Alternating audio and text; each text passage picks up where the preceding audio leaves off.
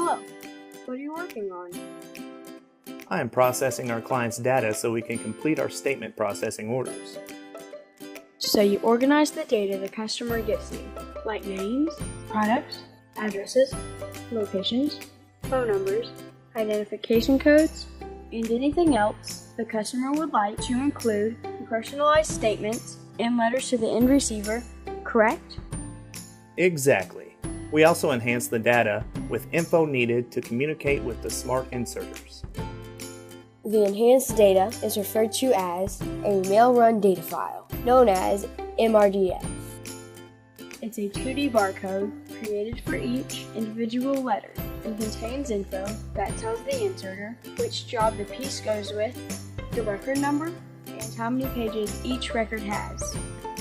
So, the data is then used to print the pieces on a full-color inkjet press that specializes in high-speed duplex variable data printing. Yep, that's where you'll go next.